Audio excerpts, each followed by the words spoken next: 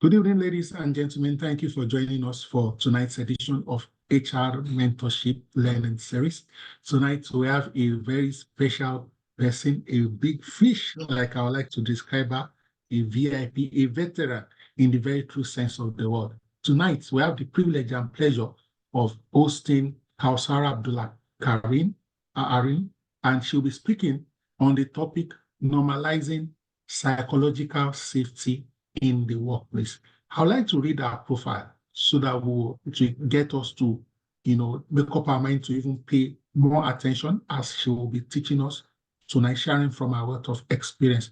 Kausara is an experienced people and culture transformation leader with a practice spanning 2 decades, more than 20 years. Her expertise cuts across the HR value chain. Over the years, she has developed capabilities in people development, cultural and behavioral change management, strategic decision-making, organizational development, competencies, career, performance management, just to mention a few. Her passion for human resources grew exponentially, and this fueled the countless opportunities to shape the careers of individuals and enhance the overall functions of organizations. An unyielding passion for empowering individuals to realize their full potential. Kausara is currently the country HR lead for a multinational company, Mantrac Nigeria, a sole Caterpillar dealership in Nigeria that distributes heavy equipment and provides a full range of service support for construction, mining, power system, and material handling equipment for industries in Nigeria. She's the lead coach and consultant for Nest Coaching and Learning Academy, a privately owned business that helps individuals win their games through professional coaching, mentorship, and continuous learning. She's also a faculty member with the International Professional HR Certification Agency and business school running educational services in Nigeria. Ladies and gentlemen, Kausara is an alumnus of the University of Wales, United Kingdom. She also has an MSc from University of Lagos and MSc in Organizational Behavior, where she backed a distinction. Ladies and gentlemen, she's a member of the HR Certification Institute, HRCI, a full member of the Chartered Institute of Personnel Management of Nigeria, CIPM. She's a credential coach with the International Coaching Federation, ICF Global, and the Nigerian affiliate, and she's a member of the Learning and Development International, LDNI. Kausara is passionate about personal growth and development, determined to empower young individuals to navigate the complexities of the professional world. She's an advocate for young adult transformation. The joy of witnessing the metamorphosis of these bright souls into confident, capable professionals became the driving force behind our resolve. Ladies and gentlemen, it is my privilege and pleasure to introduce the human resource professional, the mentor, the coach, and trainer, Kausara Abdul Karim. Thank you, Dr. Lee. Thank you. Thank you so very much. Sometimes you ask yourself, are these all your profile? Thank you for welcoming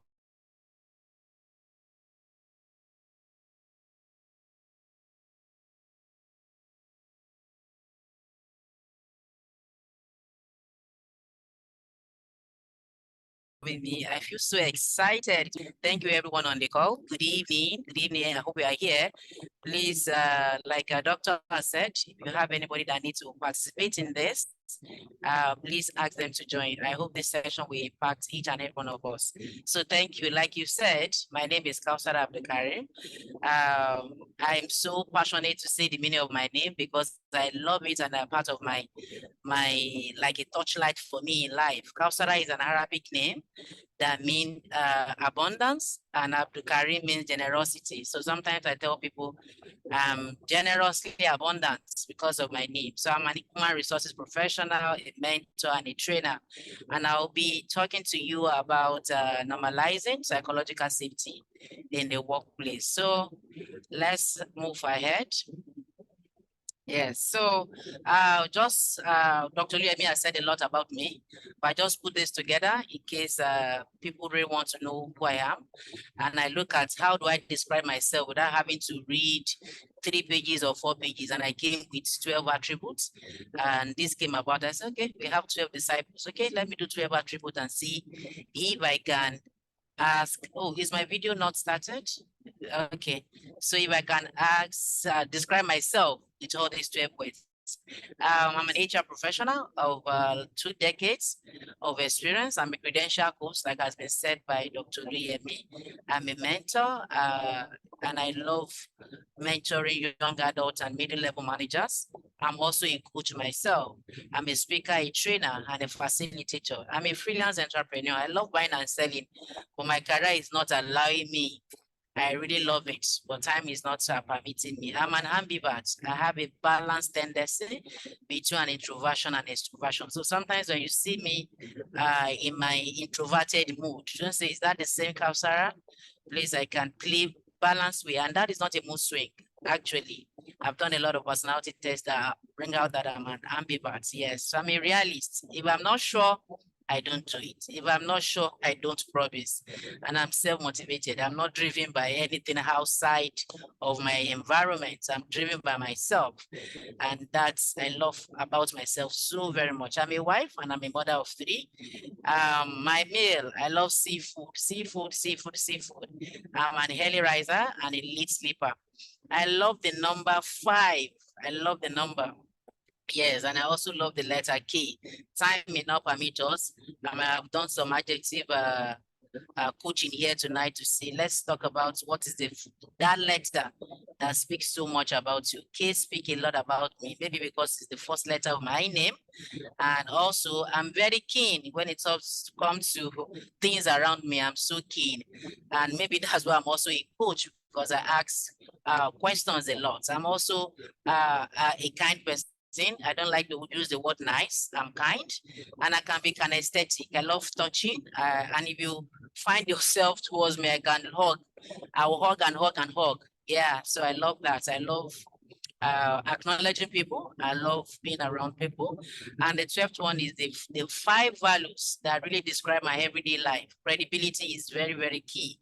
It's big for me. Family is big.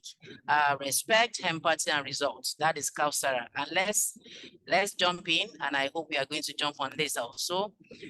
These are going to be the objective of the webinar. What is psychological safety? What is it? And what is psychological safety? What is it not? We need to also talk about that, because we often talk about psychological safety. We also need to also touch what is it's not. And then we can't talk about psychological safety without talking about ownership, without talking about accountability. We're also going to talk about that tonight. And we'll be touching stages of psychological safety, then psychological safety and workplace bullying. That is very, very paramount, because it's just like a 2 sides of a coin. We'll also be looking at the examples and the type of bullying, the misconception around workplace bullying will also be touched tonight. Who can be bullied? Let's look at that as well and see who can be bullied. Sometimes bullies don't even know. So let's look at that. Impact of bullying on psychological safety, inherent challenges. This is not an easy topic. There are a lot of challenges in it that we're going to discuss tonight. A corrective measure and responsibility. And I would love to talk about my project regarding this, on this topic. And so extract, then we'll be closing, drawing. We'll talk about psychological safety, what it is actually. What is psychological safety? When we hear psychological safety, it also means emotional safety. I'm working in a multinational organization that deals with heavy equipment, and we are so big on safety, so very big on safety. You can't have any meeting, either leadership meeting, even after a 5-minute meeting, without talking about physical safety, HSC. I have KP on HSC.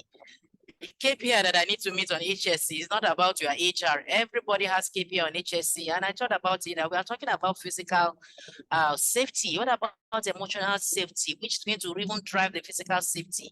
It is when I'm okay that I will see that near incident. It is when I'm fine that I will be able to see that thing you put on the way that I need to remove. It's when I'm okay psychologically that I'll be able to see that cord or wire everywhere in the office. And that's what brought my attention to this. Let's talk about emotional safety as well. And I use almost the same template that we use for physical safety, I mean HS in the organization. So when we talk about emotional safety, so I'll be using the word interchangeably, either psychological safety or emotional safety to the end of this conversation. This is an environment where people should feel comfortable in what they do. They should be able to express themselves, ask questions without feeling fear of retribution or humiliation. A lot of times people do not want to talk in meetings, not because they don't have content, not because they don't have a message or they don't have a perspective or opinion in what they want to talk about, but because they shout at them or they shout their idea down and they just look and just listen in to the meeting. How do we ensure our environment is safe? Employees should feel included. Employees should feel safe to learn. They should feel safe to contribute and safe to positively challenge the status quo. That is very, very necessary. All without fear of being embarrassed, marginalized, or pushed in some ways. Yes, that's psychological safety. Let's talk about what psychological safety is not. Because a lot of time we laugh about it, we joke about this, and we even use it as we like or even wrongly. What is not? Sometimes you see people and say, no, they will ask you not to touch me. Please don't touch me. You are not going to, you are bullying me. We just use it anyhow. This is a big deal. This is a big deal. And we must know when to use all these phrases and all this word or this topic. It is not a shield from an accountability. It is not an excuse for poor performance. I tell people it is not an accountability. Oh, you are screaming on me. You are picking on me. You are always asking me to do this. I don't understand it. Maybe the context may be different, but it is not a shield from accountability in such a manner that it's not an excuse for poor performance. It's not shielding you from work. If any work is challenging, get help and get it done. And don't hide under emotional safety and said, I'm being bullied, I'm being traumatized, we just use this word. We have to be very careful and let people see what is the difference between what we are saying and the shield from accountability or an assumption of fear. Another one is change decision making. Please, emotional safety does not change decision making. It doesn't give, it gives you a voice. That is the whole essence. That is the objective, but it doesn't change the decision making structure. The MD will always be the MD. The financial director will always be the financial director. It doesn't give you a voice beyond the one you deserve. It's not because you don't want to be bullied. You just get into a meeting and talk to anybody anyhow. Or you get to a meeting and said, I'm going to do it. My manager will not talk. Because everybody is aware of psychological safety. No, not about that. It doesn't change our structure. We have so many ways of people getting psychological safety wrongly. It's not shying away from front talk. Please, when I've set a KPI for you and we are not meeting it, we do a one-on-one and we actually let you know your area of potentials. Where do you need to grow? What do you need to change? We have to still have this at the back of our mind that it doesn't ask us to say we shouldn't have a front talk or one-on-one on our goals, organizational business concern, and they are there to make profit. If you are not adding value, then we'll have a discussion and conversation. It's not about being bullied or being harassed. Also, another point here is on-hand autonomy. It doesn't just give you on-hand autonomy. We want to give you a voice. We want to ensure you don't have any repercussion in what you have done or ability to challenge the status quo. You don't have the right to do things your own way without discussion or approval. You have to get prior approval in doing things. So it doesn't take out the formal organizational structure. Don't let us get this wrong. And it's also not a mere declaration. A lot of time people will say, oh, I don't think we have any issue here. People talk about emotional issue. It is not a mere declaration. It is not a rhetorical reassurance. It is what we need to create priority for. It is what we need to have in organization. It is a conversation that must happen every now and then. And that is what psychological safety is not. Let's talk about the 4 stages of psychological safety. Very, very necessary. We have 4 levels. And the first one is challenger. Take, for instance, you just join an organization and you just feel comfortable, maybe even from your interview level. And that is why I said, why we drive employee experience. Let's remember to drive candidate experience. And remember, candidate experience will drive your employee experience, because you never can tell, they may be your future employee. Everybody in that interview, if you're having one role and you have to interview 5 people, remember the remaining 4 people you are not going to take are going out there to say either a positive or a negative thing about you. So as HR leader, you are responsible for your current employee, for your former employee, and for your future employee. Very necessary to treat them well. Yes, so when you have a candidate that even feel comfortable at your interview, they become a challenger when they come in. They feel just comfortable in challenges the status quo. They feel comfortable in adding their voice. They feel comfortable in telling you, oh, this is how we do it in my former organization. Can we try it? And they say, oh, I think that's a good idea. Let's try it. You call yourself a challenger. We have a contributor. A contributor is now feeling valued. It's like a pyramid that is moving from challenger to an inclusion level. You feel valued for your contribution. You feel being seen. Your idea is, you can share your idea without fear. Then you become a contributor in that either department, either organization, either within a team. Then you become a learner where you are not just feeling comfortable feeling comfortable, and you are only not just feeling valued, but you feel comfortable in making mistakes without fear of punishment or judgment. And that's when you become a learner, where you can make your mistake. We're not talking about people that makes mistake every day. This is not about people that continuously make mistake. We're talking about just once in a while. Oh, I forgot this. I forgot to submit this. Oh, I forgot to let you know this. And then you are not being, they don't carry sledgehammer on you because you've done that. That makes you a learner in organization. Inclusivity, and that's all we are preaching here. That is all the essence of psychological safety and emotional safety. The feeling like I'm here, I'm part of this family, I belong here, I'm respected. My ideas, my background, my orientation is respected here. Then I can say, yes, I'm included in this team. I'm included in this department. I'm included in this organization. Are we together? Yes. So there's no how we can talk about emotional safety without talking about accountability.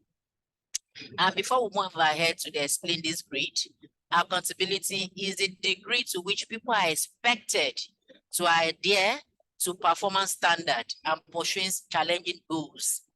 How accountable are you with your KPI? How can you get your KPI? You have the right clarity on your KPI. You have the right energy on your KPI. You have the right drive and motivation to go through that KPI and then excel on your job.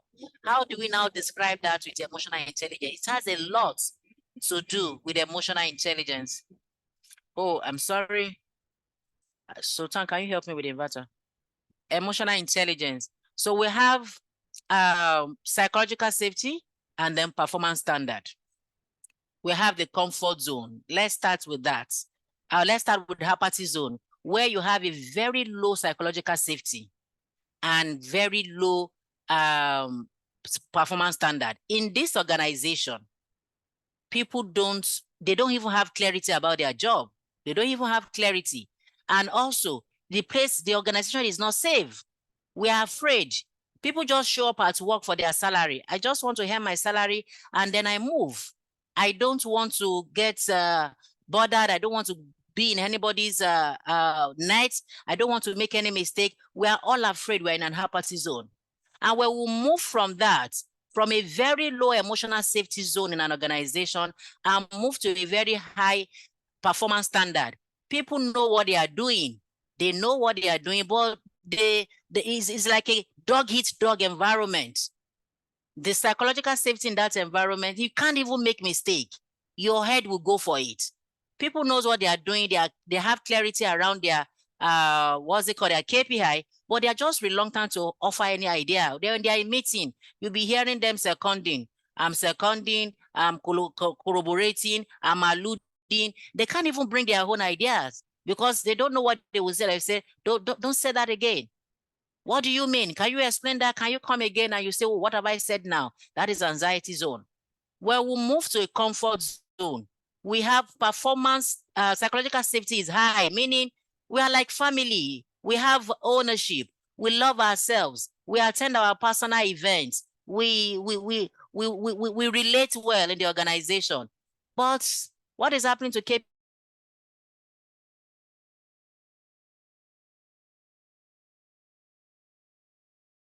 No sanction, no standard, no discipline, then we're in a comfort zone.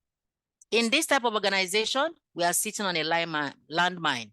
And before we know it, it will explode. And the highest level we are looking for is the learning zone, where there's collaboration, where people can learn from each other, when there's a safety emotionally, where performance standard is very clear and there's motivation, there's drive, and people are willing to do this. So there's no how we want to talk about your performance. People said you must achieve. You're telling your salespeople you have to achieve, you have to do this, you have to do that, without engaging them in a safety environment. They are not going to achieve. So when you have issues with performance, please check your emotional safety to see if that is really the issue. We get to a point where the salesperson will tell you, if you want to kill me, kill me. Nigeria is not okay. Nothing is happening. I don't know. You send all of us away. Send all of us away. There's anxiety. There's apathy in the room. Let's move. So having looked at accountability and psychological safety, let's look at bullying and psychological safety as well. What is bullying? I need to put this definition there so that we can know what bullying really means and not just use it. Though we joke about it, we play about it. Outside of that, we should know what bullying really means. Yes, it's a very significant thing that we have to pay attention to in organization. Very, very necessary, because it impacted a lot of things, a lot of behavior in the organization, and it impacted our relationship and also impact the business survival and success of that organization. So looking at the Anti-Bullying Alliance definition, when you say something is bullying, it has to be repetitive. It has to be intentional. It has to be intentionally hurting one person or group of people, because it could be either way, by another person or by another group of people, where the relationship involves an imbalance of power, either upward or downward. We're going to be looking at that. Bullying can be physical, verbal, psychological, and it can happen face-to-face or online. You can see cyberbullying everywhere. It has to be repeated. That is very, very necessary when it becomes bullying. If it is not repeated, I've had to do hearing and some things on this topic, and you just hear that. How many times has this happened? Just this once. Is a signal, is a red flag. We still have to discuss about it. Yes. But when it is not repetitive, when it is not intentional, when it's not repeated, then it's not bullying. We move. Yes. So how does this is perpetrated? Bullying is perpetrated. You will see the perpetrator in most cases. They take advantage of the situation by allowing them to undermine their colleague. They want to suppress your voice. They want to cow you. It's just like an inferiority complex. They want to ensure that you are not happy. It is when you are not happy that they are happy. There are some people in the organization, when they are meeting, if they don't shout anybody down, their ego is not oiled. They just want to bring somebody down, like power drunkenness, abuse of office. And these are usually very toxic people, psychopathic people, narcissistic people. They are always having a paranoid personality. We need to pay attention to them in organization. We need to pay attention to them as leaders, as HR, and as management staff. Yes, because we need to have an emotionally safe environment for people to be able to trust their colleague, trust their manager, and treat everybody with respect. Because without an emotional safe environment, sorry, there's no creativity. Innovation can come. You can't get people innovating anything, because I'll just be in meeting. I will only do what you have asked me to do. I will only do what you have asked me to do. We have different type of bullying, many, but I just have to put these three there so that at least we can focus on these three, and we can also research more on them. In organization, we have the screamers. We have the screamers, we have the schemers, We have the mid-screaming schemers. When we say the screamer, we know them. They are the type that will yell, that will bang their fists, where they are so hostile. You will even know them. They don't even care. They don't care. You will know them. So all this type of people are screamers. You will see them. If you don't do this, this is going to happen. They will threaten people with sack. They will threaten you with suspension. They will threaten you with a sort of things. You will have overtime, they won't pay it, or they will tell you that sanction this person and do this and that. We have the schemers. Schemers are very dangerous. Very, very dangerous set of people, because when you even have a condition like this, you ask yourself, really? So this person is a bully? You won't even know.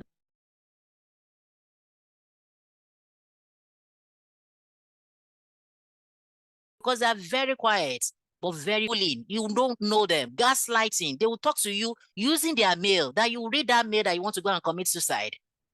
They will gaslight you. In fact, you will lose your self-esteem and self-worth. You will not even understand, why am I here? I don't even understand. For you to even talk, you'll be afraid. For you to click the send button in a mail, you are in trouble. We have that. And the third one is the mix of the two. We have the screaming screamers that use the two. You can see them sometimes depending on the situation. They shout, and another time they are quiet about it and say, okay, I'm going to deal with you in my own way at my own time. In my own way at my own time. Yes. We have examples, different examples of workplace bullying, and I'm very sure we will be familiar with this type of bullying. We have the verbal abuse, talking down on people, harassing people physically, mentally, emotionally, shouting at people, using offensive languages. We have intimidation. They just want people around them to feel intimidated. When you have new employee, they just want to show the new employee that I'm the boss here. They want to show the new employee that if you don't do with what I say, you are going to find this place very hot for you. So they have to let them know that I'm here and you have to recognize me. We have this social exclusion. That is very, very worse. You have 5 people in your team and you have this particular person that you think is too smart for you and you are going to exclude him in any meeting. Social exclusion or isolation is very, very terrible and dangerous. We have undermining and sabotage, just undermining the effort of somebody. If employee A does this, so wow, well done, good job, thumbs up. If that same report, the same volume, the same content is shared by employee B, then you start raining abuses. What you say, this is rubbish, this is nothing, this is this and that. Undermining and sabotaging people. We have excessive criticisms, many micromanaging, we have humiliation, we have ridicule, we have unwarranted blame, we have cyberbullying. A lot. This is even common. The last one is very, very common and is becoming something else in this age and time. We have some misconception that we also need to talk about. Misconception about bullying. These are the myths of workplace bullying. They will say there is a motivation myth and there is a star performance. And I would like to take this one after the other. Motivation. I'm bullying or I'm harassing or I'm intimidating this person because I want the person to perform well. I'm helping a low performer. Sorry. If you're helping a low performer, they should feel energized and not intimidated. They should not feel reduced to nothing. If you really think that you want to help them because they are low performer, so that is a myth. That's a misconception. You shouldn't scream and shout at me and make me not want to feel like coming to work because you want to correct me, because you want me to, but I will not even perform because there is anxiety, there is stress. How do you even want me to perform? It's not possible. And then we have the star performance myth that says that people assume that all performers are bullies. Or anybody that is high performer. That's the only person the manager will call. Oh, that's the only person the MD will talk to. They won't call me. Actually, we even have top performers that they are even victims. They are victims. They suffered the problem of isolation, exclusion. You say, oh, please, whenever they're having a meeting or a chit chat and everybody is talking, you know how it can be so bad that it is when you are coming into the department or in the team that they will just remain silent. I don't want usual because by now it's the managers that will say they are doing this. He's the only one that is performing here, so let him be. they can also be a victim, and it can be the other way around too. We have high performers that are actually bullies. I've experienced that in my career. High performers that are bullied, but it can also be the other way around. Exclusions, isolations. Yes, so these are all the two common misconceptions. Who can be bullied? We all believe that bully is always coming from the top. No, it can also be downward. We have it can also be upward rather. We have the downward bullying, we have the upward bullying, we have the horizontal bullying, and we have the misdirection. And I have to take them one after the others. When we say downward bullying, is very, very common. Leader bullying subordinates, very common. And this is what a lot of people will say, oh, we have a lot of leaders that are bullying me, harassing me, intimidating me, doing this. Actually, we have upward bullying from subordinate to leaders. I said this is a project for me. Yes, I have done some hearing that I find out that is actually upward bullying. That we have upward bullying sometimes too. Subordinates not showing respect, just continuous disobedience. They don't even care. I'll just disobey. There's nothing you can do for me. We don't see it as bullying. You are actually bullying the manager because they said, they can't sack me until he has to send me to the HR, and HR will ask him out.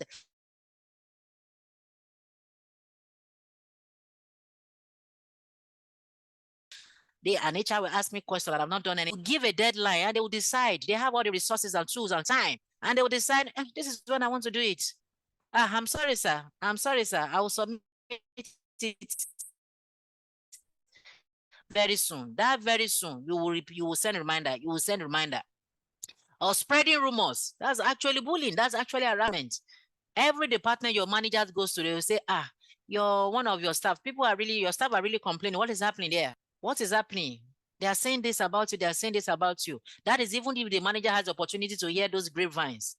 And if you have the opportunity and you explain yourself and you hear, wow, that was not how it was explained. Because a lot of time, upward bullying happens when we don't, upward bullying happens when there is ignorance, lack of knowledge. Because sometimes you don't even have, you just make meaning out of no meaning. And doing things to make it look as if your managers is bad at their job. We have horizontal, peer-to-peer. We also have this is also common, peer-to-peer. Yes, survival of the fittest. Now I'm going to show him. We are the same manager, we're in the same office. I'm also a senior associate. I'm also an associate. No, I'm not going to agree. Don't agree for anybody. We also have that. And we have misdirection. It can be group to person, it can be person to group. It's sometimes abuse of power. Yes, with your colleague. And bullying can be extended to contractors and candidates. Please remember, a candidate experience that I shared in the beginning of this conversation. The table can turn, actually. You can also go to the organization. It doesn't make them a victim. A candidate it doesn't make them a victim. They just come for an interview. An interview is not a war zone. Interview is just a chit chat. Interview is just for you to assess my capability and competencies. Why do I have to be at your mercy? What's it called? What offense have I committed? You said an interview is at 10 a.m. and 2 p.m. Nobody has even shown up in the meeting room in the very chilling, cold reception that you put me without no remote control to put off the AC, or no water, or no tea, and no information. What's off? Many things, and say you are testing the candidate's endurance. No. We have bullying extended to contractors. Contractors at your site, you make life difficult for them because they did not get it. The contract did not get to you. The approved vendor, you make life as the site manager, as the project manager, you make life difficult for your contractors because you are the boss, you are the manager here. These are all people that can be bullied. Let's move. And without having to emphasize this, we know the impact of bullying on psychological safety environment. It's going to decrease trust. People will just be looking at themselves. I'll come to work, I do what you ask me to do, and I don't go beyond my boundary. Yes, and increase anxiety, a lot of stress and anxiety. Lower self-esteem and self-efficacy. I said this from the beginning, that you won't even lose your self-worth. You don't even know yourself again. That is this the same person that I interviewed? The same person I interviewed that was so energetic. So what happened? I asked HR managers, what happened in the interview room? Why is it not aligning with that same energy in the department? What is causing the what's it called? The negative what's it called? I'm looking for the right word. What is causing the misalignment? What is causing the negative correlation? Yes, that's what I'm looking for. I see somebody at interview expressing themselves, showing energy, displaying their capacity and their capability, and 3 months down the line, they just lose their energy and their self-worth. What is happening in that department? What is happening? So how do you move from having a talent that came for your interview, energized, motivated, intelligent, and they become in less than 6 months, and they become somebody that is not performing? And before you know it, you see that mail, they write that mail to you and say, oh, sorry, HR, I don't need this person again. This person is not performing. Ow, what happened? What happened in your process? What happened to your leadership? What happened to your operation? What's relationship? What is the comfort of the space that you put this person? What is the availability of tools in that place? How does this person become a non-performer? I need to ask myself, because you are actually challenging my recruitment test or my recruitment tool. That is what you are challenging. How can I bring somebody in and you are saying in less than 6 months or 6 months, I said the person is not something is happening, not the recruitment tool that I need to check. And that's very, very important. And it reduces creativity. We mentioned that. It's increased employee attrition. If I can't take it, if you have talent, they will leave. They will leave and you'll be left with people that don't have option. They are not culturally fit for another environment. They are not intellectually fit for another environment. They will stay in your employ. At the end of the day, you are going to lose. Reputational damage. I talked to you about contractor, I talked to you about candidate, and I talked to you about ex-employee or former employee. They will go out there. We are living in a glass house now with cyber. Yeah. With social media. There's a glass house. You don't throw stones to anybody. Contractors experience, candidates experience, even before your employee experience. Very, very necessary. Very necessary. And what are the challenges? This is not easy. We talk about it and we actually know it is not easy. The fear of vulnerability. People do not want to speak up. I'm afraid. I don't want to lose this job. I don't want to be the scapegoat. I don't want to do this and that. The fear is still there. Even in this project that I'm handling too, the fear is still there, but you still have to do the conversation, and let them know that no, this place is a safe place and there is no repercussion and there is no, but it's still a work in progress. Yes. An hierarchical culture. Sometimes your open-handed structure can even hinder a safe place. Oh, why do you send this mail? Get this person a query. This mail should be sent to this person. You are supposed to ensure that you discuss this with this person before you send it. That is also a big challenge for a safe space. Lack of leadership support. Sometimes you say you want to run and drive emotional safety and your MD is a bully. How do you do that? Lack of commitment and efforts. It's easier said than done. Everybody talk about emotional safety. Everybody talk about, what's it called? Everybody talk about psychological safety. All the plans died at the execution stage. Poor habit remains, status quo remains. Lack of trust too. Your staff did not trust you. They don't trust HR because HR is not a business partner. HR is actually an auditor. HR is a police station. So they don't even trust you. What are you talking about? You want to drive emotional safety when they don't even trust you as HR. Yes. No continuous conversation. I just said that the fear of vulnerability also speak to this. If you don't continue the conversation, they will just hear about it and not say anything about it. They just, okay, we have had you. I don't want to say now and they will call my name. It's still a work in progress, but we still have to continue the conversation. Now we know what psychological safety is and we know the impact. If there is no psychological safety, there will be fear. Employee will refrain from sharing their ideas. Trust will break down. Creativity will falter. There will be groupthink. It's just only one person dominating the meeting. Groupthink will settle in. Toxic environment is baited.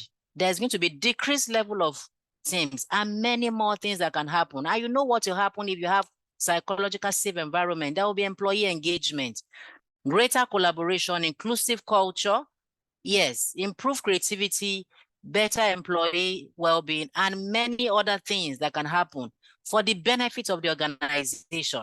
Yes. So what are the corrective measures? We talk about screamers, we talk about schemas, we talk about mis-screaming schemas, we talk about downward, upward, a lot of type of bullying that we have here. What do we need to do to screamer? We have to train employee on non-violent communication. People hide behind mail to send nasty mails to their colleague. And when they see them, they still shake them, they still hug them. And you ask yourself, this mail you are sending out, if you see the person face to face, can you say it verbally? Most times, no. Screen out negative characteristic in leadership. If you see them, if you see it, name it, call it out, and let's discuss it. It's very, very necessary. And let's reduce the stress of unrealistic deadline. When you know you are a screamer, check your deadline. Are they unrealistic? So that you will not give yourself hypertension, so that you will not die before your time. Look at the deadline you are setting to reduce your shouting and screaming. And we have the schemas. This is very dangerous. You may not even know them except somebody reports them. Take each issue dispassionately by active listening and engagement, because you have to listen actively to be able to know his schema. Yes, check out every behavior, non-verbal cues and body language. We have the mixture of schema and screamers. You just have to continually teach, train, and let people learn what are toxic behavior and how can they address toxic behavior. We have so many.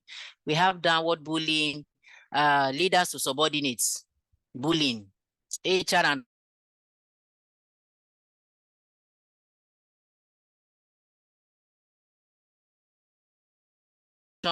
to employee providing non-answers like, I don't have an idea.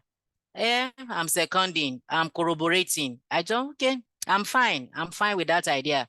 We have many of them. Upward bullying. These are employees to their managers. What do you want to do for them? You need that culture of transparency with clear roles and behavior. For an employee or your subordinate to disrespect you, what is that thing that you are doing? What is that thing that you need to check yourself? Are you doing double standard? Are you doing divide and rule? Is that favoritism? You have to be sure that there is transparency. A lot of things. Employee must understand their responsibility. Clarity. Clarity brings motivation. Let them understand what they need to do so that they won't bring any disobedience, any disrespectful or spreading rumor about you or any other bullying attributes. Yes, grievance and complaint system must support supervisor as well to have a non-supervisory employee rather. They must have that complaint system in place so that when they complain, you call the two of them, you check the deadlines, you check the KPIs and see where you can come in as HR. We have horizontal peer-to-peer. Yes, we have to ensure we avoid creating an environment for unhealthy rivalry. That happens when managers use their hands to destroy their team, a very well-built team, just because of unhealthy rivalry. Healthy rivalry is good, helping people know their worth and their areas of potentials. I don't like calling it area of weakness. It's an area of untapped potentials. How do you help them understand themselves so that you won't have to be saying, good job, good job, good job for one person, gratifying one person and leaving the other that is struggling? Yes. Distribute resources fairly so that you won't have to face horizontal bullying. We have the mixed direction. There are lots cross-functional partnership. You have to talk about that. Let's work together as a team bonding and the rest. Develop mechanism constructively. Address natural tension in the office. We've talked about third-party bullying. Look at them as part of you. Don't look at them as a victim. Don't look at them as if you are doing a favor for them. They are managers. They are in their organizations. They are talent. Contractors are MDs of an organization. They are finance director of another organization. They are not at your mercy. Let's look at all that. Yes, and these are responsibility. And we are all responsible. We are all in this. We have to set clear policies. It's very necessary. Sometimes there's lack of clarity. What is the plurality around it? What are even this bullying? What is harassment? How can I differentiate it? How can I report it? We have to put all this. Who is responsible? Is it the management? Is it the manager or the employee? And these are what I put here. Engage in open communication. Everybody is responsible, from management to manager and to the employee themselves. Reporting line, the reporting channel is critical. As good as establishing policies, everybody is responsible. Let management support it and approve it, a reporting channel. Let manager encourage their employee to use it. And then employee themselves will have to use it as well and not have the fear of vulnerability. Training and education is continuous and everybody is responsible. Everybody is responsible. Sometimes we do training and there is no impact. Managers sometimes will ask, send people on training and say, no time, they can't go now, there is no time, we are busy, we are all responsible. And supporting affected employee, yes, these are victims. What do you want to do for them? Give them listening here, engage them, check on them. Management is responsible, managers are responsible. And championing is safe and inclusive environments. We are all responsible to ensure people are safe, people are respected, yes, and included. Discipline and sanction. Without this, your policy is a mess. Without this, your reporting channel is a mess. Discipline is very, very necessary and very, very critical. Yes, and this project that I desire, I'm running a psychological safety in my organization, and I'm so excited to be sharing my progress so far. It's not a work in progress, like I said, we can't get it all. There's some challenges that I'm also facing. But what have I done? I've done these 12 things or 11, running on the 12 currently. This is a project that I run and my progress so far. I create a sense of urgency. I created a sense of urgency in terms of mentioning this at all levels.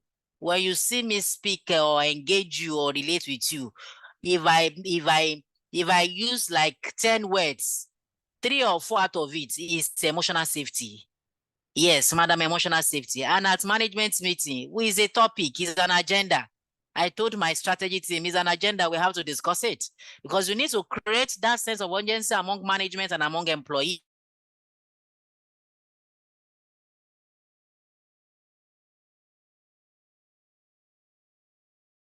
Because I use them to create my sense of urgency to say, it has happened in this department, it has been reported in this department, because they will ask you, but they say, where has it happened? Who has reported this? And they will use that to shout you down and say, no, Counselor, you are just assuming things. So I used those examples as guinea pig, and I called for formal hearing. It's not about, oh, HR has heard about it and has done nothing, so I'm not trusting HR. I follow the disciplinary process and get it concluded. And I get the victim and even the perpetrator, I get them, send them 2 different means that they deserve, so that they will see that there's transparency here. This place is open, this place is safe, and we don't take it.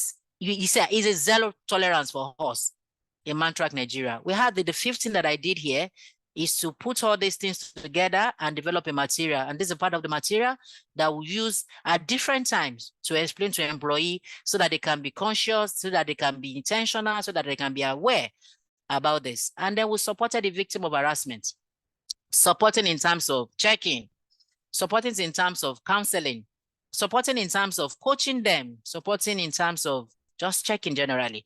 That's the system that I've done on this project. And I develop a policy. Yes, I'm going to show some extracts. I develop a policy. I develop a workplace reporting hub. I'm so excited about this. Yes, that I can develop an hub for this. Yes, I have to get a designer. I have to get some people to design this for me using Power Hub. And I call the hub, You Have a Voice. I so much love this. I'm so happy I was able to achieve this. It's a tall order for me to get approval, but was able to get a beautiful hub around this. And then I also went ahead to design Canva. Canva design, I using my graphic designer to get a Canva design for me, where I share my weekly snippet and weekly nugget so that to create awareness around this. So every Monday and Wednesday, you will receive a message from me using my beautiful Canva. I'm going to show you also on this call, and focus group, of course, so that we'll know what is the dimension, which department, what age bracket, what level, we also have this session. And then we nominated psychological safety champions and advocates. Please, in your subtle area where you are, just help us to talk about it, report it, and you may not necessarily be a victim, no. And that is the, what's it called?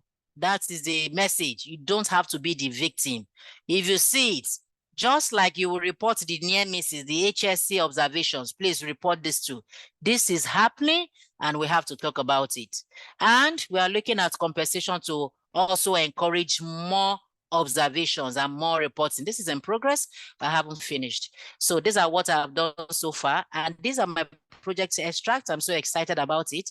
This is the extract from my policy. What does it mean? Definitions, scope, principles, examples. I have to give people examples, many examples, over 50 examples, so that I even say it's not classified. And the list is inexhaustive. So these are the extra. And this is the extracts and the snapshot of my app.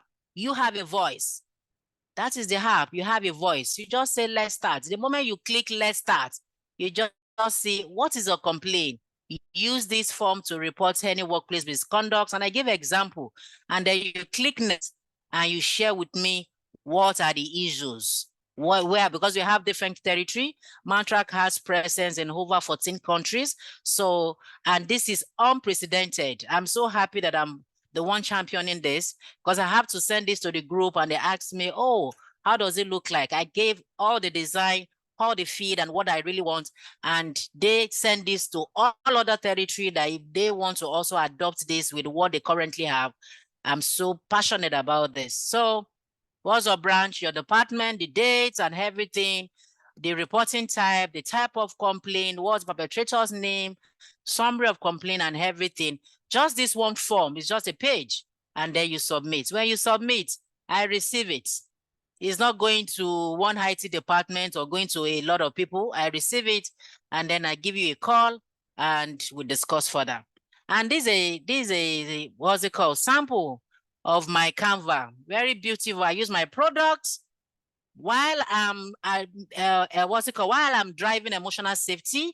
I'm also selling my products. I'm also giving product knowledge to people. So every Monday and Wednesday, you receive something from me. So I'll just use this box, put the message. It is saved here. You can report it. So have you used your app today? Do you realize you have one voice? You have a voice. You have a voice. And these are my closing remarks. Yes, remember, psychological safety, as you want to call it, or emotional safety, is not just a mere declaration. It's not a rhetorical assurance. We can't just be discussing it on this call. We have to action it. It goes beyond saying, we are safe here. I don't think this happens in my organization. Yes, we have to bring it into existence. It has to be an organization priority. Very, very necessary. And we can't achieve it without leaders, because they play critical role in promoting a fear-free environment, fear-free feedback environment. I love that word, fear-free feedback environment. They must lead by example. They must demonstrate openness to feedback. They must actively seeking input from team and driving and providing constructive feedback themselves. We have a lot to do with leaders. We have a lot to do with managers. They said people don't leave organization. Most time they leave manager. We have a lot. We are training employees. We need to train managers, not just in their capability or capacity. Those are given. Teach them on emotional intelligence. Teach them on constructive feedback. Teach them on communication. Teach them on how to have a challenging conversation. They shy away from challenging conversation. They just want to do everything behind mail. No. You have to tell me what I've done that warrants me being on PIP. You have to tell me what I've done that will make you send my name to HR that you don't need me any longer. You have to explain. Now we have educated employees. We have informed employees. We have intentional employees. They will ask you questions. They will challenge you. And finally on this call, the emotional tool, and I love this so very much, the emotional tool of low psychological safety extend beyond workplace. And I totally agree with this. The stress and anxiety individual experience in such your environment, your workplace, can spill over their lifetime, their personal life, affecting their overall happiness. It's not about not meeting their target. It's not about not meeting their performance. It affects them. It affects their individuality. It affects their marriage. It affects their parenting. It affects a lot of things around them. We are all in this together. Thank you so much for having me.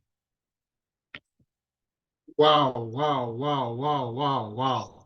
That was really powerful. Thank you so much, Ma, for this very enlightening, informative, educating session. Thank you so much, ladies and gentlemen. Yeah. Would like to take. Just help me to put on my generator. Yeah, thank you. Would like to take questions or comments. If you'd like to say something, we will recognize you and give you the floor. I'll start with my brother, Eniton Awojobi. You have the floor. Okay, good evening, and thank you very much, Madam, and thank you, Luyemi. I think this has been a very exciting session. Being a psychologist myself, who has a very deep interest in psychological safety, I think I'm highly impressed. So thank you very much, Madam, and thank you, Lim, for bringing this up. Thank you. Thank you so much. Yeah, so I, even though, like I said, I'm a trained and a practicing psychologist, I found myself in a very huge dilemma, and only Emi knows a bit about this, where I found myself in a situation where perhaps the top two leaders in the enterprise are leading two factions. And it has created a very toxic environment. For a long time, I tried to be in the middle as the HR, conflict resolutor, peacemaker, mediator, and all sorts of things. But I found out that it appears everything has failed because, we're in a situation whereby, and I'm speaking even as with my training and all that and my experience, I found out that there's distrust, there's lack of commitment, increasing suspicion, and everything is just in a disarray. So, but I found out that one of the two power blocks is more powerful, but in the if you in the minority, and I'm telling the majority, can we calm down for this minority who is soon going to exit the system? But nobody wants to listen to me. In fact, what they are now saying is that they feel that I'm tilting towards that person because if you apologizing for the party, that means you are encouraging the party. But I say, look, this party is very powerful. So, just in a nutshell, what would you advise that I do at this tipping point? Thank you very much. Thank you so very much. Is that Lawrence? Is that Lawrence? Anything here. Oh, I'm sorry, Heniton. Thank you, Heniton. And I listen to you and I hear an environment where they need to first and foremost teach the leaders what psychology, emotional safety is. Sometimes we are going to be a loner. Sometimes we are going to take a part in this discussion. And it takes a long time for you to be able to do this. Then you have to have somebody like champions. You have to continue discussing it. I remember somebody saying, oh, I love the way you do HR. How can I bring this to my organization? I said, no, you can't. It's not something you can adapt if your environment is not even ready. And when environment is not ready, that means your management is not ready. When I say management, I'm even talking about from MD. Who are they? So sometimes you are in this lonely part. You continue to look for who are an advocate, who is somebody that will understand your language, that can champion this with you. Otherwise, you will talk in meeting. And so what I did first is to talk to in my group of company. I don't know the structure of that organization. I got a champion from somebody, like a sponsor from the top. And then I'm engaging my manager, my MD, and saying, oh, I've already engaged somebody in the group and they want to drive this with me. They want to give me all the tools. Okay, what is that? I said, Hemde, this is what it is. We talk about HSC, we talk about this. He said, so really, I'm just hearing this. I've had this so many times, but I've not seen it where it's worked. I said, because we don't make it sustainable. If you start from you, it will be sustainable. So sometimes you will be the only person talking about this, but you need people. So you can't just start from implementing things. Sometimes it's just to talk about it alone. Just talk about it. It will pain you. You will not like how some things is happening. You will not be happy, but you need to get people to understand. You need to get people to be well-informed and knowledgeable about it. For now, that is the best you can do for now. I don't know if I've been able to address it to the best of my knowledge. Thank you, madam. Thank you. Yeah. Lawrence, you have your hand up. Then we'll take Emmanuel.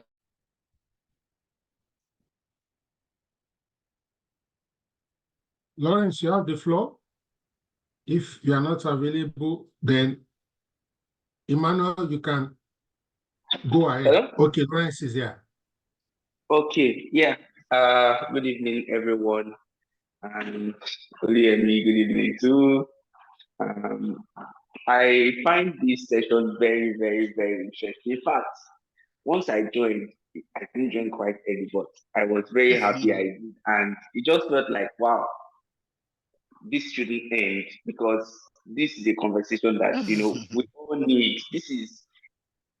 We all need this. And I must commend you. You are doing a lot in your organization, but thank you. It's just that it can't be replicated everywhere, because, like you said, I think that you need to make ready first before these conversations can happen. But my question is really around this readiness thing. So how do you get them? How do you get the people ready and the management ready? And then also, in a situation where you feel that, you know, one thing that starts this whole psychological safety issues is when you begin to see little politics. You know, somebody is trying to play politics here and there, and they call it office politics, and they tell you that this is inevitable in every organization. And a time will come when everybody is just a politician, kind of, and you begin to wonder. Now that we're all politicians, and you know, we say it's the norm. There's some people who are not cool with politics, and they really want things to be done. But since everybody more like acknowledges that politics is there, and nobody is willing to have a conversation, and even when they do, there's this level of, oh, let me not say this. Obviously, there's some people that have trust in you. They will come and even tell you something and say, okay, you know what? Don't even mention this. So it's not that they don't want to talk, but because I feel that every human being more like needs an outlet. Yeah. And whether we like it or not, it comes out somehow. If I don't tell you at work, I tell my wife, or I'll tell my brother, or I tell somebody else. But somebody has to hear. And many times, some people tell HR. They may not tell HR if I'm writing email to the whole HR, but I write to one person in HR, or I mention to one person in HR. Obviously, HR wants to do something. Now, maybe you are restricted by what the person has told you, oh, don't say this. Or maybe the environment is not even just ready. And then, so how do you navigate in things like, because this is not only, this happens in many organizations. Even sometimes I get some of my friends, they call me. They're not necessarily in my organizations, but they call me and they say, this is happening in my office. I totally agree. We try to give as much advice as you can, but truth is, you are not there. I totally agree. You don't know how that environment is. Can I take that? Yeah. Can I take that? And I would love to start the angle of organizational politics. Then I move into your question. There will always be politics. There's nothing you want to do about it. Politics is like a tool. Politics in itself is good.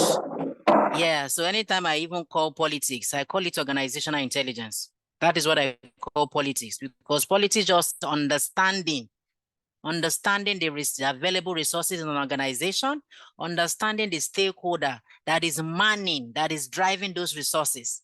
So if you have organizational intelligence, you will be able to play your capacity and capability in such a way that the limited resources we get to you, is not in itself a bad phenomenon. It is very good. But how it is played is what we are talking about here. Yes, how it is played is what we are talking about here. If you are not politically active, then you shouldn't be in any organization. Maybe you are at a lower level and be whining and dining at that lower level. You can't get to the top because we need to understand that resources, the stakeholders controlling those resources, and you need to know how to maneuver yourself positively and not negatively. I don't need to carry anybody's bag. I have never for once influenced my promotions. I've never for once in my career influenced my promotion or have to open somebody's door or have to greet somebody. No, it depends on how are you using the tool available to you, the resources available to you, the talent available to you in an environment that is toxic free. In an environment. Now that is leading to the question that you just asked now. It is not in every organization that you'll be able to win or implement emotional safety. No, it is not for every organization. Organizations are just toxic from the management staff to the last person in that organization. It's not an organization where you said you want to drive emotional safety. You will sink. You will sink and you will be gone. So look, what's it called? I'm looking for one beautiful word. Oh my God.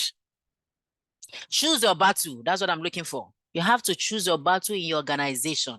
And if you find yourself in such organization, unconsciously, that organization is changing your habits.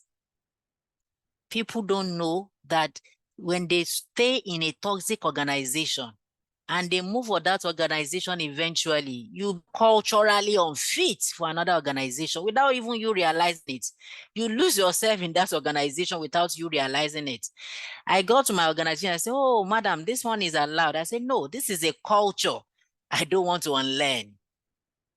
A manager said, wow, I'm hearing that for the first time. Counselor, what is that? I said, no, you can be doing it here, but this is a culture. This is a way of life. This is an habit I would not want to unlearn. So that by the time I get to another organization,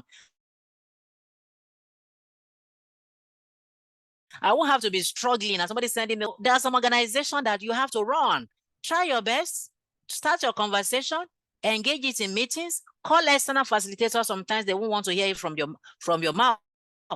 It's not going to fly. You are not going to win your game. You may even do it as one of your CX topic. You may want to do it as one of your mental health topic. You want to do it as one of your International Men's Day topic or something, or Women's Day topic, so that they will be there to listen to that and not just create it as a standalone topic and say, what are you talking about?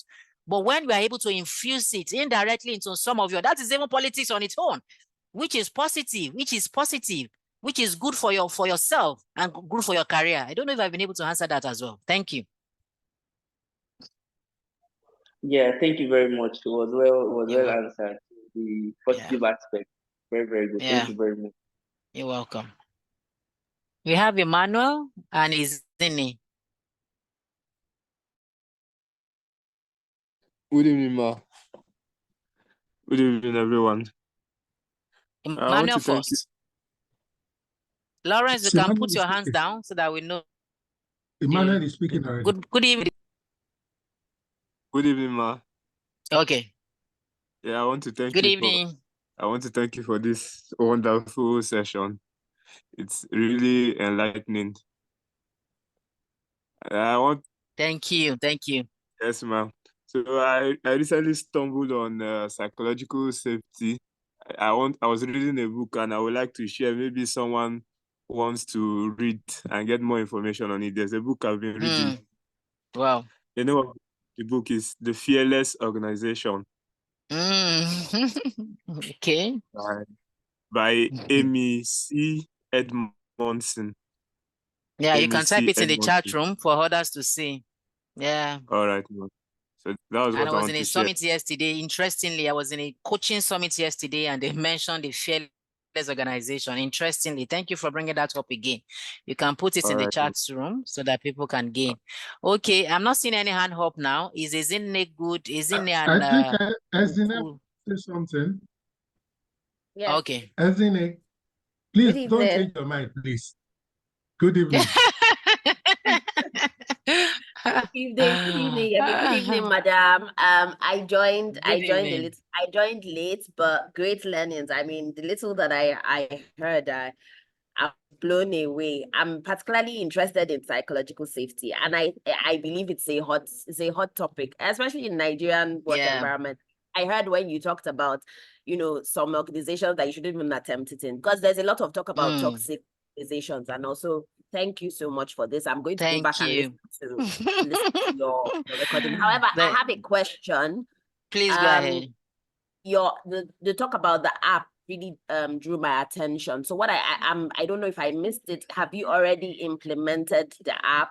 Yes. And then if you have, what has been your success rate? Is it getting good enough response? And then in terms of tracking, when a behavior identified, because it doesn't just stop on resolving it. Sometimes these behaviors may be repeated. So what are the tools you use to track to make sure that behavior is nipped in the bud or totally eradicated if possible?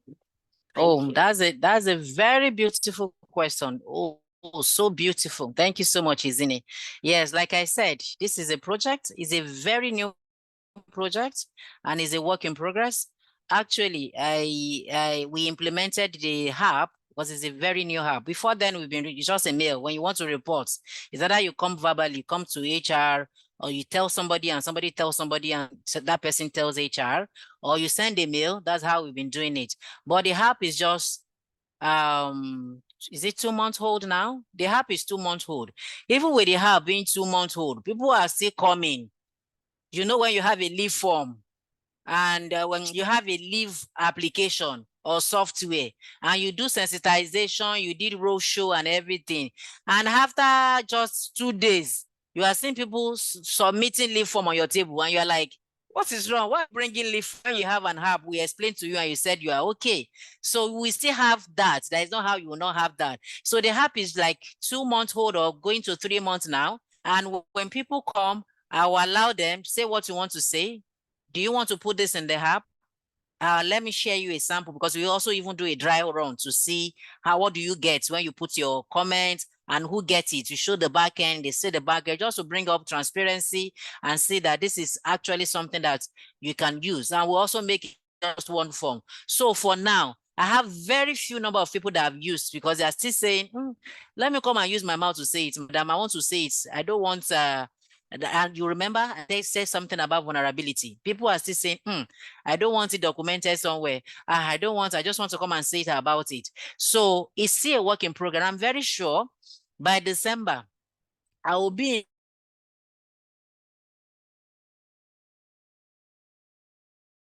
but as it is now, it is a very welcome idea. People send a lot of mails to HR saying, wow, this is good. We really love this. And they keep asking, what is the repercussion? What can happen? And that's what I use some cases as guinea pig, so that they will see this has already happened. A case or 2 or 3 has been explored from the beginning to the end. Those are my success story, has been explored. You have something around behavior, and I love that question, that how do I track? At every session is a learning point. I'm using, just like I use my performance report or performance results to drive the type of training intervention I give my staff. I use this app, I use the verbal or the manual reporting to also drive what I'm talking about, what the topic I'm going to be researching, and the departmental KSS I'm going to be giving out to people, so that I don't have to mention, because that's another way of managing it. Sometimes people say, ma, don't worry, don't call my manager, don't call the person, I don't want issue. I say, okay, don't worry. Another way we can address that behavior is to make that behavior known, is to make that behavior, what's it called? Visible. Yes, make that behavior visible to people so that they can see, wow, I think they are talking about me here. Anytime I'm using an example, anywhere.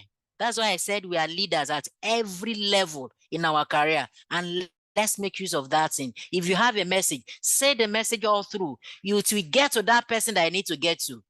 When I'm doing this in my organization, I'm using my guinea pig. I say, somebody has a 10 days from leave, and the manager said they cannot go. The manager, knowing that leave will expire, the previous year leave will expire every 31st of March. I'm already treating that behavior. Or I'm talking about something that I said, oh, because you did not do this, you must come over the weekend. I'm using it. When I invite people for a focus group, I include the managers. That manager that I want to hear the message. By the time I project it, I use your example. I'm not calling your name, but you will see it. Sometimes we change. Sometimes it's an habit to some people, they can't change. So you have to look for another way. And also take out all those people that think they are toxic in your environment. We don't need longevity. We don't need people spending 25 years or 30 years. It's good for them. It's an experience for us. But when they are mini God, a mini devil, a teen God that is destroying all your onboarding process, employee experience initiative, CX initiative, please, it is time to allow them to go. And remember the talent management strategy. You buy, you build, you borrow, you bounce. We don't usually want to use the bounce. You can use the bounce, actually. The bounce can actually be used. They don't need to be here for 40 years or 30 years. And at the end of the day, you give them deep freezer. Why? And they are destroying all your process. They are destroying all your initiative. I would like to stop there. Thank you so much. Fantastic. Thank you so much. Thank you. You're welcome. We have Okudero Bolabo. Sorry for the name of money. Yes, I can come. I know you very well. Fantastic, ma. Thank you very much. Thank you. You've done something this night that it will resonate forever in my mind. Thank you for that comment. The reason is this. When I saw your topic about 2 days ago, I was so eager and waiting patiently. And unfortunately, I thought it would commence for 8 o'clock. I didn't know it was 7:30. So I missed some minutes out of it all. But you will see the recording. I'm saying this because last time, yes, I appreciate if I have it. I'm saying this because last Thursday, I convocated my PhD program. I completed it last Thursday. And this is my topic, psychological conditions and employee engagement. Wow. So in psychological conditions, we have psychological safety, psychological meaningfulness, and psychological availability. So when I saw your topic, I said, I must listen to you. And I've listened to you, and I've listened to you well. Okay? I'm also interested in psychological availability, please. I'm interested in those other levels. I'm so interested, please. So you have how will I put it? You put something in me now because you have brought in psychological safety you have brought it out for me. I've seen the practicality of it, and I want us to continue from here, man. I won't mind if we can collaborate and do 1 or 2 things together. No problem. Dr. Luyemi, we link you up. Please, I won't mind. And because somebody was talking about environment, who happens to be a psychologist who have seen a lot of toxic environment. You see, sometimes we can't rule it out. And if you look at the stages of forming a group, we have the forming stage, normalizing stage, forming stage, all those stages. We'll go through there. When we go through them, and it seems it's not working out, do you know what I will normally do? I just go on my knees and say, God, help me. Whoever is making this environment toxic for me, as the HR person here, please sort this issue out. So I don't. That is spiritual intervention. Yes, I'm appealing to the person that sometimes we need to go spiritual and pray about it, not the other ways. Anyway, so as HR, it works, and it works fantastically. So, Ma, I'm waiting to be linked up with you. Thank you for your presentation. Thank you so very much. I appreciate it too. Thank you. Interesting. Thank you. Are we good? Do we have any? Okay. I'm blessing. Okay. Yes. Yeah, good evening, everyone. Good evening, ma'am. Thank you so much for, your presentation. It's amazing. When you present things that, directly affects the human soul, you will see people coming, you see even people normally, naturally, most people will not comment, most people will not want to speak out in, gatherings like this. But when you talk to the human soul, you force people. It's like people are vomiting, to really express this, because this is like a daily struggle in the life of the average Nigerian, whether it's in the workplace or whether it is family or whether it is marital, whether it's family, whether it's, even in your household. Like, this thing that you're talking about is alive, in all facets of the human life, so that's why people are so close to it. Exactly. So thank you very much. And this topics is supposed to be so alive. It's something that is supposed to be spoken about more than it is being talked about. Everything but the borders around, everything that borders around mental health, emotional health. They call it different names, culture, toxic culture, healthy culture. All of these things they all border around the things that you're talking about. So thank you so much for talking about this. I'm also very passionate when I see HR professionals, especially seniors, talk about these things on LinkedIn, because I'm also a mental health advocate. I'm also, a toxic culture advocate. Me, when I want to go into an organization, I just want to add this to contribute to what you're saying. As a HR professional, you have to protect your mental health. Your success most of the time is dependent on the people-centric nature of top management. There is not so what I do, I do the elimination method. So as you are interviewing me in an interview, I'm also interviewing you back. Exactly. And if I see that you're a CEO that is not people-centric, you can see these things, especially when you are into manipulation, you've read about these things, narcissism, gaslighting. You'll be able to spot, you'll be able to smell them, from a distance. When most people are not conscious of things like this, they might not know until it's too late. But I advise everybody to go and read about, go into psychology, read about these things. Is extremely important. It will help you in your relationship life. It will help you in picking a husband, picking a wife. It will help you in picking a boyfriend, girlfriend. I'm serious. It will help you in every aspect. Everywhere. Like it's the core of the human essence. Seriously. Exactly. So what I do is prevention is better than cure. I vet organizations, you understand? And as the person is even seeing me, they can see me as the opposite of them. They know that this person knows that I'm a devil and she can see it. So it's better for us to not even cross path, because I will not even take it. It's either I leave the organization. I'm so happy with the way I grew up, like my early days in career. Sometimes when you're growing up in your career and you're exposed to leaving companies and being out, whether it's by choice or not by choice, you will start having grit. You start having a strong hold in. You start having confidence that you can get a job. You can go for interview. You're not afraid of losing your job. Once you have that, that's a very powerful moment in your career. That's like a turning point in your career. You will see that. Yes, you will see that you can say no. You can walk away even when you don't have another job. You can walk away. And in my own experience, so all the times that I've left like that, I always get a better offer. It's almost like a blessing in disguise.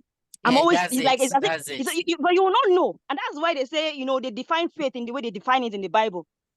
That you might not know, but you just have to have this strong conviction that God is with you, and you will get a better experience, because it was not your fault that there's a devil somewhere that is frustrating your life. And some people even get mad, like you said in your closing statement, that it can affect your life outside work, outside KPI. Agree. Like you become a broken father, a broken husband.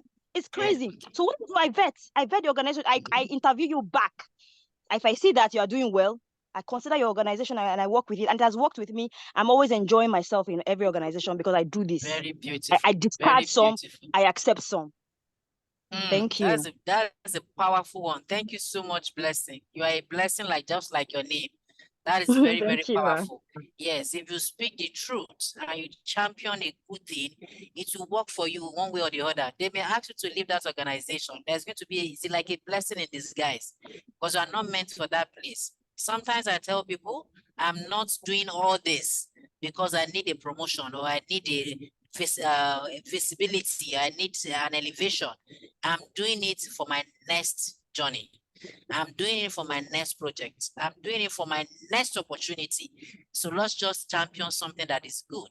Sometimes when you do all these things, you become so powerful. When you get to that point, I say, yes, I can resonate with it. I can relate with it. You get to that point where everybody wants to engage, everybody wants to talk to you. I got to my organization and they said, no, HR don't join my meeting.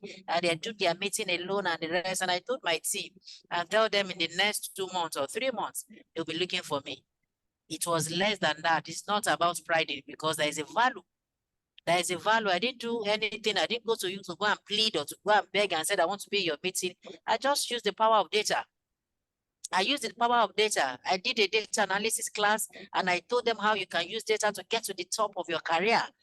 And they started saying, wow, this is interesting. Where this is, because there are lots of data that is sitting in nature that we are not bringing out. I didn't have to come for a meeting or invite them for any meeting. They started calling. That, can you share this? Can you come and discuss this? Can you come and present it in our meeting? Oh, wow, this is what I've been looking for. This will help me in my sales presentation. Before you know it, you are the value that they are looking for. I get to meeting and my leaders are now my advocates. Before I talk, they will have given them the answer that I will give them. Now they are resonating with me because you are at that level where you are delivering power.